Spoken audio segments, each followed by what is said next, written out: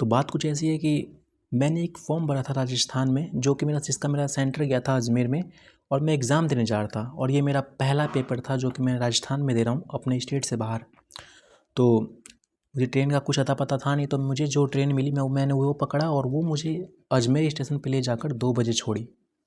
और मुझे अजमेर से एक और ट्रेन पकड़ के उदयपुर जाना था, बट वो ट्रेन इतनी स्लो थी कि उसने मुझे अजमेर 2 बजे छोड़ा, जिसकी वजह से कि मेरी जो उदयपुर वाली ट्रेन थी जो उसके जस्ट बाद थी वो छूट चुकी थी। तो मुझे रात भर वहीं गुजारना था। तो तकरीबन 2 बज रहा होगा और मैं अजमेर स्टेशन पे उतरा, प्लेटफॉर्म नंबर 1 पे। और मैं वहाँ देखता क्या हूँ कि इतना बड़ा स्टेशन होने के बावजूद और इतना बड़ा एग्ज़ाम मैं देने जा रहा हूँ और वहाँ पे बच्चे ही नहीं है। मतलब बच्चे छोड़ो, स्टाफ भी नहीं है, इतने कम लोग, लाइट वगैरह जल रही है, बहुत साइड में बहुत अंधेरा है और कोई दिख ही नहीं रहा है। अब मैं टोटली कन्फ्यूज़ और थोड़ा-सा हेजिटेट भी करने लग गया, थोड़ा डर भी मेरे अंदर आ गया कि यार मैं इतनी दूर आया, यहाँ पे कोई दिख ही नहीं रहा है, कैसे स्टेशन पे आ गया मैं, गलत स्टेशन पे तो नहीं आ गया? मैं बार-बार लोकेशन चेक कर रहा हूँ, स्टेशन चेक कर रहा हूँ कि अभी जैसे ट्रेन गई है उसका नंबर डाल कर कि ये कौन से स्टेशन पे मुझे छोड़ के गई है। तो वो अजमेर ही था। और उस प्लेटफॉर्म पे सबसे बड़ी दिक्कत थी कि उस पे जो नाम लिखा रहता है वो बहुत साइड में था, तो मुझे दिख नहीं रहा था। अब मैं इतना कन्फ्यूज़ हो गया कि मुझे वो देखने के लिए कि वहाँ पे लिखा है कि नहीं अजमेर स्टेशन, क्या मैं सही जगह पे हूँ कि नहीं। मैंने जब वहीं उतरा तो मैंने सोचा कि क्या अंदर जाके चेक करूँ, मैं यहीं चेक कर लेता हूँ, देख आता हूँ। सोचो वो कैसा लग रहा होगा स्टेशन कि मुझे देखने जाना पड़ रहा था। फिर मैं जब आगे बढ़ा तो मैंने देखा कि यार ये तो अजमेरी स्टेशन है। ब्लैक कलर का बोर्ड और उस पे येलो कलर का बोर्ड और उस पे ब्लैक अक्षरों में लिखा हुआ था अजमेर रेलवे स्टेशन। उसको मैंने देखा, मैंने कहा नहीं यार कन्फर्म है, हो सकता है कि लोग नहीं हो, बाहर साइड हो या थोड़ा अंदर साइड में हो। जैसे ही मैं पीछे मुड़ता हूँ यार, मुझे फिर अजीब सा फील होता है और इतना डर लगता है अचानक से कि मैं समझ नहीं पाता कि मुझे इतना डर क्यों लग रहा है। और मैं फील करता हूँ कि मेरे पीछे कोई है। अब मैं इतना उस टाइम डर गया था कि मेरी हिम्मत नहीं कर रही थी मैं पीछे मुड़ के देखूँ। तो मैंने सोचा कि यार सीधा-सीधा चलता हूँ, मैंने पीछे मुड़ के देखूँगा तो शायद मैं जम जाऊँगा भाई। तो मैं सीधा-सीधा बिल्कुल चलता हूँ, चलता जाता हूँ और भाई यहाँ तक तो ठीक था कि मुझे बस फ़ील हो रहा था। अचानक मुझे पैरों की आवाज़ आने लग गई, बूट की, जूते की। भाई जो मेरी मतलब मैं इतना डर गया, मेरी फट के चार हो गई भाई, मैं इतना डर गया वहाँ पे कि मुझे पसीने होने लग गए।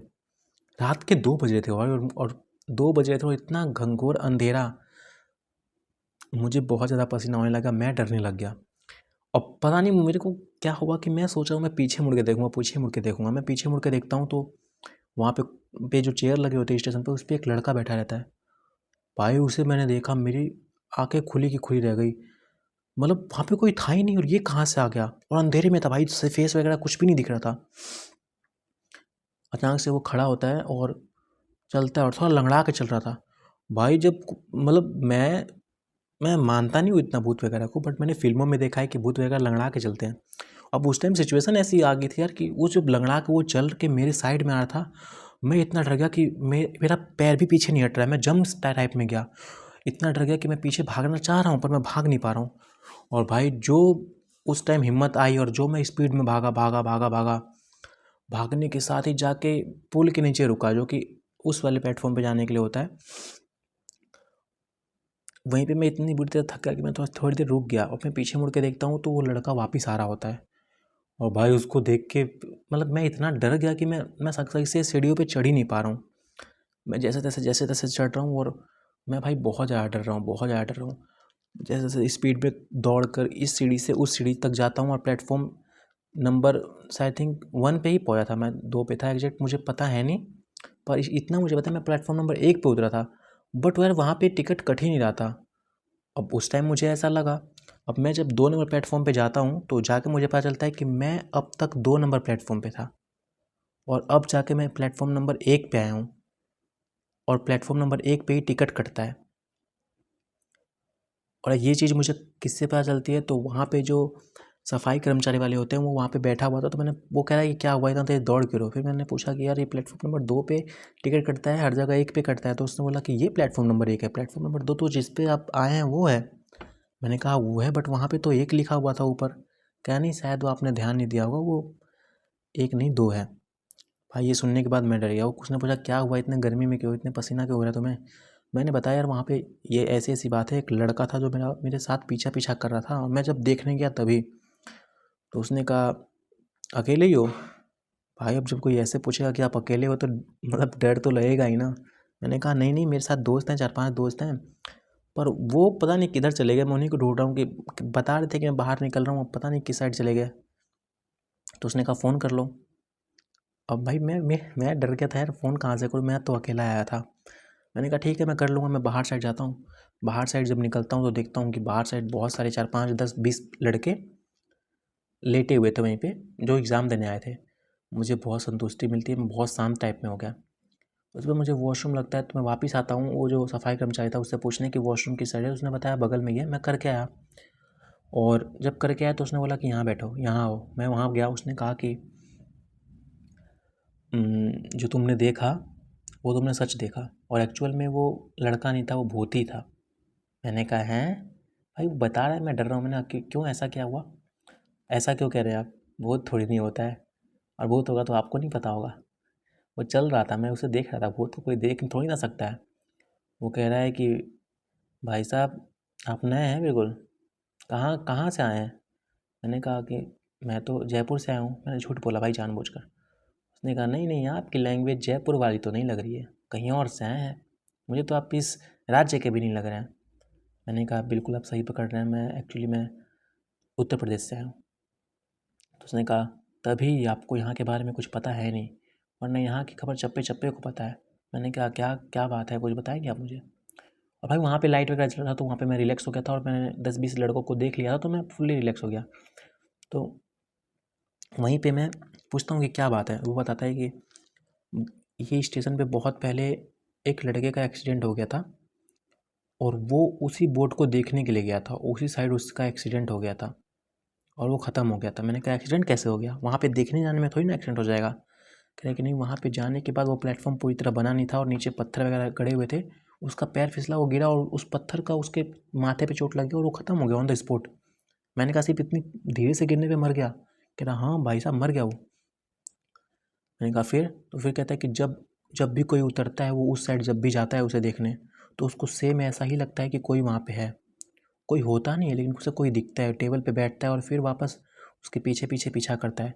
और अगर आप उससे डरते नहीं और सामने जाके पूछते हैं तुम कौन हो, या उसके पास में जाते हैं, भाई तब तो आपकी खैर नहीं, तब शायद ही आप स्वस्थ बच पाएँ। क्योंकि उसके बाद आपको जो तबीयत ख़राब होगी, आपको जो फ़ीवर आएगा, वो फ़ीवर इतनी भयंकर आएगी कि शायद ही आप ठीक हो पाएँ जल्दी। 10-20 दिन बिल्कुल बेड पे हो जाएंगे, बेड रेस्ट पे।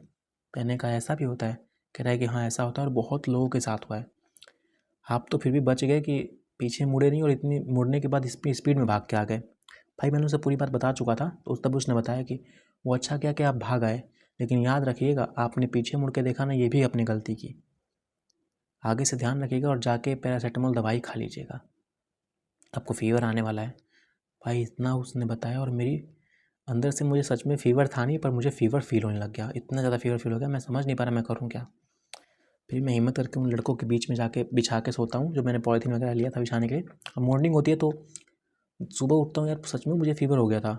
मैं ऑटो वाले से पूछता हूँ, जाके पैरासीटामोल दवाई लेता हूँ, और फिर मैं उसे खाता हूँ, और फिर मुझे कुछ देर रेस्ट करता हूँ। और रेस्ट करने के कुछ ही देर बाद मैं पता करता हूँ कि कौन सी ट्रेन उदयपुर जाने वाली है, और मैं स्टेशन पे जाता हूँ, वो ट्रेन पकड़ता हूँ और उदयपुर पहुँचता हूँ। उदयपुर पहुँचने के बाद मैं फटाफट अपने इस एग्ज़ाम सेंटर पे पहुँचता हूँ, जो कि श्री राम कॉलेज था, श्री राम पब्लिक स्कूल। और वहाँ पे जो बच्चे थे मैं उनके साथ बैठता हूँ, और मैंने डिस्कस किया अजमेर वाली कहानी। तो वाकई यार बहुतों लोगों को वहाँ की स्टोरी पता थी, और सब ने कहा कि मेरे भाई बच गया तू, वहाँ मत जाया कर भाई, तो डायरेक्ट उदयपुर से ट्रेन पकड़ा कर। मैंने कहा भाई उदयपुर से ट्रेन है ही नहीं, अजमेर मुझे मजबूरन जाना पड़ेगा। उसने कहा जयपुर चला जा, और उदयपुर भी जा तो कोई दिक्कत नहीं है, दिन में जाएगा कोई दिक्कत नहीं है, पर उस साइड मत जा। मैंने कहा ठीक है यार। मतलब उस दिन मुझे ये पता चला कि हाँ भाई, राजस्थान में जो युद्ध पहले हुए हैं, जो लोग मरे हैं, वाकई वो उन भूतों से ज़्यादा तो एक्चुअल में वहाँ पे जो रियल वाले भूत हैं, जो लेटेस्ट में मरे हैं, एक्चुअल में वो लोग एक्टिव हैं भाई, बहुत एक्टिव हैं। मैं एक्चुअली में मैंने सुना था यार राजस्थान में पहले युद्ध हुए हैं, तो वो वाले पुराने भूत मुझे दिखेंगे, अगर दिखेंगे भी तो। बट यार ये लेटेस्ट टाइम वाला भूत दिख जाएगा, ये मुझे नहीं पता था। तो फाइनली यार वो एग्ज़ाम देना तो मेरा अच्छा गया ही नहीं, क्योंकि मैं इतना डर चुका था कि मैं एग्ज़ाम क्या ही देता, और मॉर्निंग में फ़ीवर की वजह से मैं सही से एग्ज़ाम नहीं दे पाया। बट बहुत टफ दिन था वो मेरे लिए। वो रात मैंने जो गुजारी ना भाई, वो बहुत भयंकर रात थी, वो मेरे लिए बहुत बेकार रात थी। क्योंकि मैं रात भर सोचते रह गया, सही से मैं सो भी नहीं पाया था। तो बस ये छोटी सी कहानी थी जो मेरे साथ घटना हुई थी, और ये इसी शनिवार को हुई थी, तो 19 सितंबर को। तो मैंने सोचा कि आप लोग को स्टोरी सुनाऊंगा, तो वहाँ से आने मुझे संडे हो गया है, आज संडे है और मैं वहाँ से आ चुका हूँ। तो बस ये एक छोटी सी स्टोरी थी आप लोगों के लिए। बाकी मिलते हैं नेक्स्ट वीडियो में, बाय बाय।